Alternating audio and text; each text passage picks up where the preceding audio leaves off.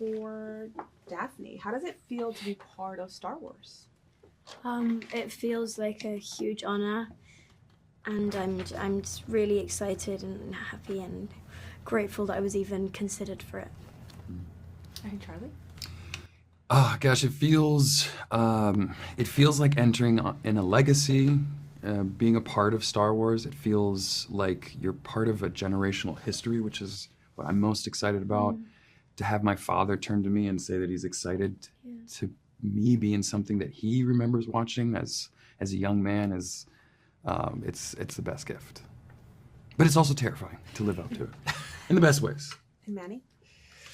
Ooh, it's all the feelings, but definitely one of excitement. Pride is a big one, especially taking on something that feels completely new and different. Like so proud of what we've been able to accomplish with the Acolyte.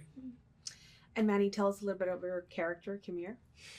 My character, Qimir, is a former smuggler, trader, who kind of finds himself in this broader story with May, one of our main characters, and having to help May and her master with their mission, trying to avoid the Jedi and just accomplish what maybe the dark side has in store.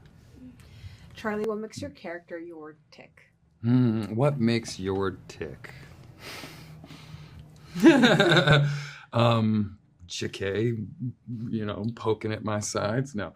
I mean, yeah. Yeah. I think it's his desire to be best, to be good. It's not an outcome which any Jedi should be yearning for. He has a desire, though, to be of use, to be of service, and he wants to fulfill it in the best ways that he can. But that is a difficult challenge. And Dafne, tell us about your character, Jecki, is like. Jecki is a young Padawan to Sol, played by the incredible and incomparable Lee Jung-jae. She is a very talented Jedi. She is very overachieving. She's a perfectionist. She's very hard on herself, and she's just very curious and excited, and is taken by surprise with Osha and who this fascinating young woman is. Manny, what did you think when you first stepped on set? Is this a dream? What did I think when I first stepped on set? I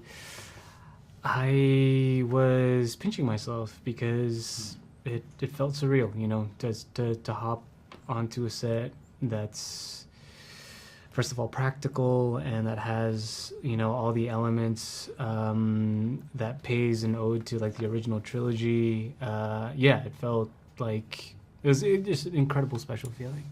And can you describe the set where Qimir hangs out? Sure. You first meet Qimir and an apothecary, basically just, for a lack of a better term, a store or a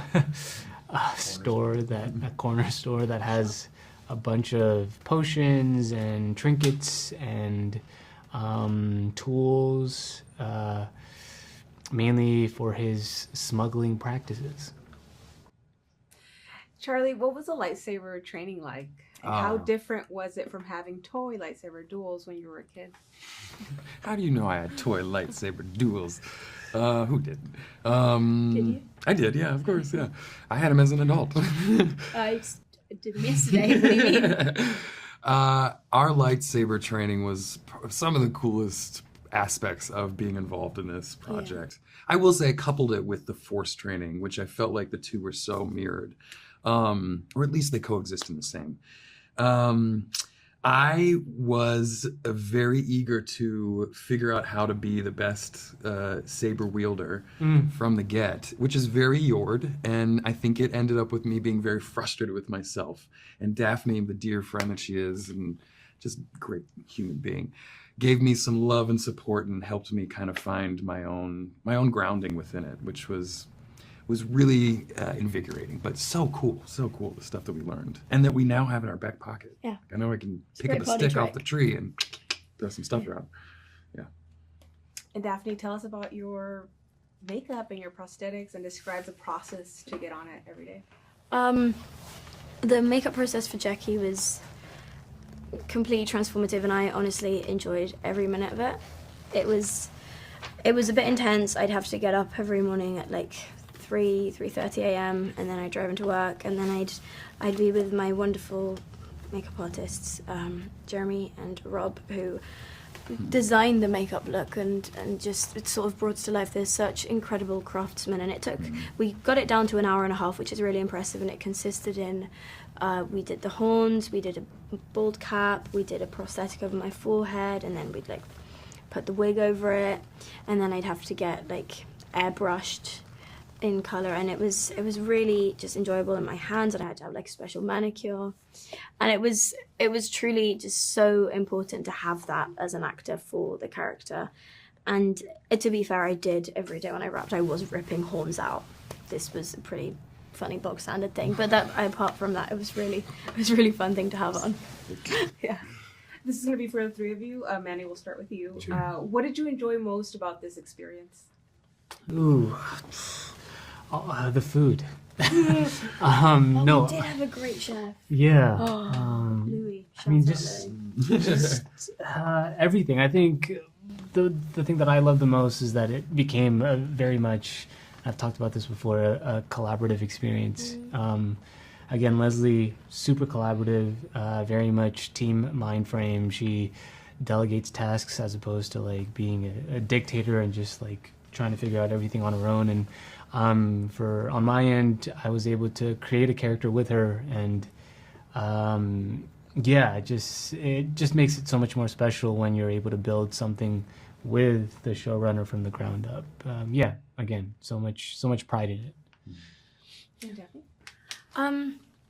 I think, piggybacking off of what Manny just said, it was so incredible, the team on this production, in front of the camera and behind. We had the most incredible crew, and truly we couldn't have done it without them. They were just such a huge support system to us as actors, I think, and just, so it was amazing to get to work with such incredible talents, and I just feel like we had a really good thing going as just like a little community on set. And also, of course, just the fact that now we get to say that we were part of the Star Wars family is huge, and it's kind of forever. I think my favorite part, of the funnest part, aside from both what Manny and Daphne were mentioning, which are incredible, more specifically even though, is walking onto the sets, and it's even walking onto the sets with the costume. The costume, and just at the rawest sense, me having fun, having a robe and a lightsaber and running through a fern gully, basically. And Kofar and Qimir, Kalnaka's, all the Ks. Let's stop saying names. Kalnaka's land, I think basically. It's like one of the coolest. It was a whole set of ferns and trees and water, and I mean there was frogs living in it. It was a whole environment. It literally did. Yeah, it's freezing. Being able to just explore those kinds of things in costume with it was like you can't. It's just like little kid fun, Yeah. Awesome. That's where we had most of our adult lightsaber battles. It's professional. Yes.